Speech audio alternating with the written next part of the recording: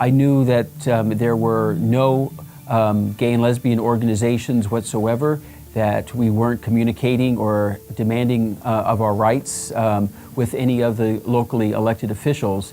And I really felt it was time that we do sort of resurrect some sort of gay political movement here in San Jose and Santa Clara County. Well, what Ken and I decided is that what we needed to do is we needed to educate the political community about our community. And that we also needed to show them that we had political clout, the potential for political clout, not only financially, but in terms of worker bees, so that we could support them in campaigns. We could back up their campaigns if they supported us. But I knew that we needed other people to be involved, and a good friend of mine in Wigsy's put us together, and we met over coffee, and we talked about the certain amount of things that we could do, all of which then led to the creation of BAYMEC. When Ken and Wigsy initiated the work to start BAYMEC, one of the things that they did, which I think was critical and important, was they decided to make it larger than just San Jose or Santa Clara County, recognizing that the Silicon Valley was a region that stretched from San Mateo to Santa Cruz. And so they reached out to folks in other counties, including myself in San Mateo, and we became a much larger and stronger organization because of that outreach and the combining of the multiple counties into one BAYMEC organization.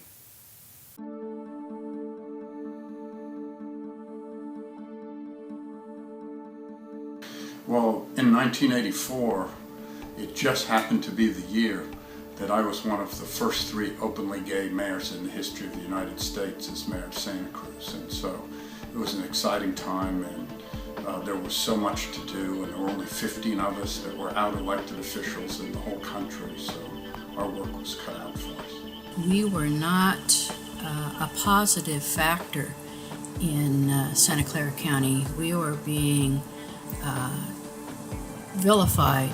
Well, you know, we had just recovered from Briggs, you know, and his enormously vicious campaign to get teachers out of the classroom, or anybody who even supported gay people out of the classroom. We fortunately didn't have that much to do with Anita Bryant, although she spewed poison across the country. At least she didn't live here, she lived in Florida, and they deserve her. So that just fueled a lot of hostility. It was against the law to be gay in most states in the United States. There were no domestic partners laws. The first ones didn't come until the next year. It was still legal everywhere to fire somebody just because they were gay. So the climate was not very good, and in fact, initiatives had just been voted down in Santa Clara County not too long before BAYMEC was formed, which was one of the primary reasons to form it. And the rise of the moral majority and the Christian right, which we had never really witnessed before. And here in San Jose and Santa Clara County, we had numerous battles after we had made some minor gains. And so by 1984, the politicians were just deathly afraid of being seen as pro-gay or supporting LGBT rights in any way whatsoever. If you ever approached them with a particular issue, believe me, they ran in the other direction.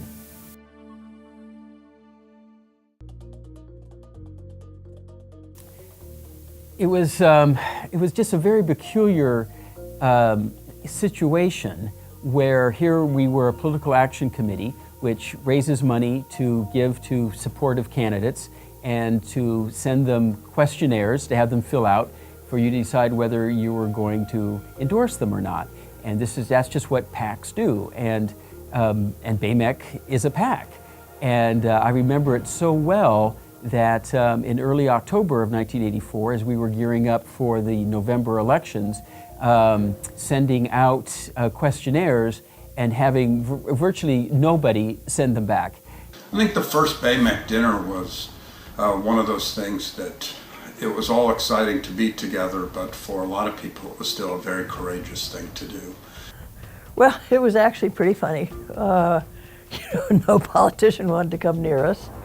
You know, when we had our first dinner, which was in the basement of MIDI or some one of those schools, you know, it was a potluck, and we had, you know, spaghetti. You know what people bring to potlucks. The only politician that came and was willing to speak to us was Councilwoman Iola Williams, who was on the San Jose City Council. And she came, she was the only person that came. The next year or so, we had a dinner, and it wasn't a spaghetti feed, but it was at Bellarmine, in the Bellarmine cafeteria. So I started thinking, what's this with the Catholic high school, you know, cafeterias?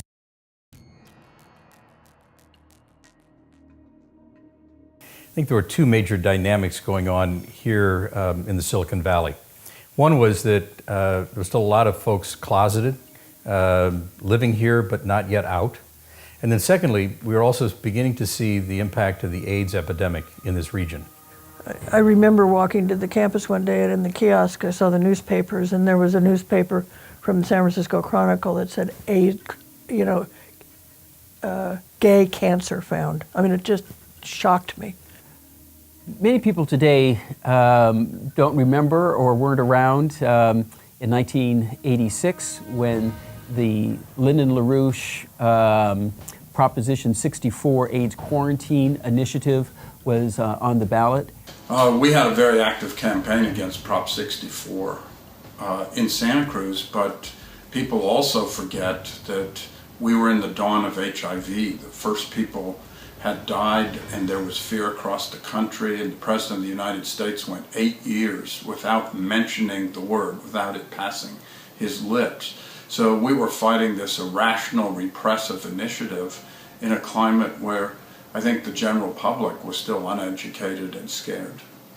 So, of course, people like Lyndon LaRouche, who's, you know, got the brain of a bug, decided that he was going to have, he knew what caused AIDS, and so he was going to create legislation. He was going to have an initiative that would quarantine us, because if he could quarantine us, then we wouldn't spread AIDS. The interesting thing was nobody ever recognized that HIV was not a particularly big thing for lesbians. It was really a big thing for men. So if it was about gay people, what the hell was going on here?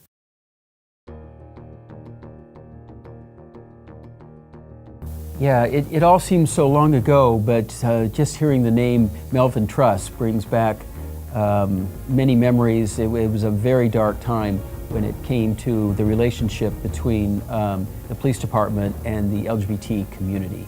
Well, you know, then there came a time when Officer Paul Ewing was undercover out in St. James Park, and this young man, young black gay man, or we think gay, was walking the park, and Paul did the usual kind of thing one does when one's undercover, and invited him into his car, at which point clearly it wasn't going to go very well. Melvin Truss pulled out a little kitchen knife, and Paul shot him several times in the car.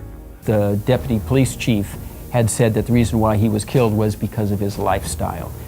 Well, we know what lifestyle meant. I knew what he meant, but we jumped on it and took advantage of it. BAYMEC and the gay community fought very hard about this, and we knew that attitudes in the police department really needed to change. And so we went before the San Jose City Council saying that the police department needed sensitivity training, and we couldn't think of anybody better than Wigsy Severson to teach those courses. And so she then led the sensitivity training classes with the police department.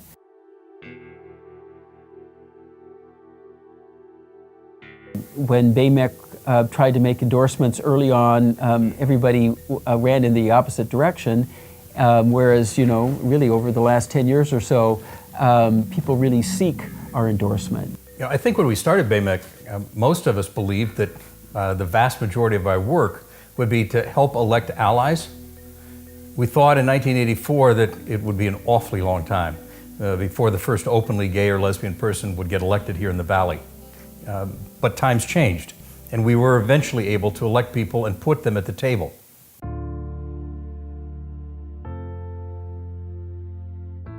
I think it's easy with the victories in marriage and non-discrimination to think that we have won the battles, but there's actually a lot of things still to do, and a lot of things that BAYMEC has been working on, whether it's the way Gay men are excluded from blood drives still, whether it's the Scouts who only went halfway to non-discrimination in their measure, whether it's bullying of kids that still goes on in many places.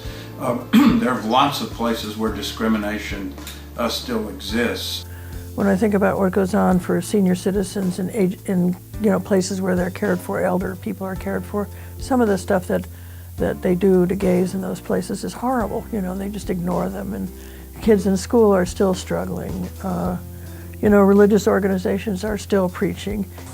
Well, the fact that it's 2014 would make it easy to think that everything's solved. BAYMEC could go out of business. Wouldn't that be nice?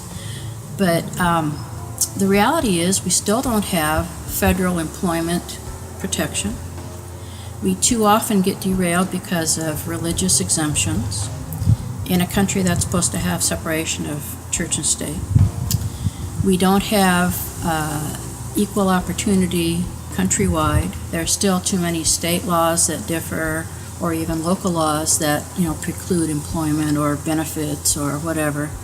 The issues that we have been working on for 30 years still have not been resolved yet. We were working on Boy Scouts, that gay men cannot donate blood, issues dealing with teenage suicides. They're all still there, and it's all the more important that BAYMEC continue to work on those for the next 30 years.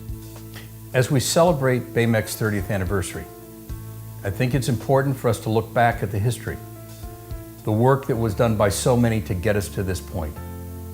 But we also have to understand that our work is not yet done. The march to civil rights is a long journey, and we are still in the middle of the road, moving forward together.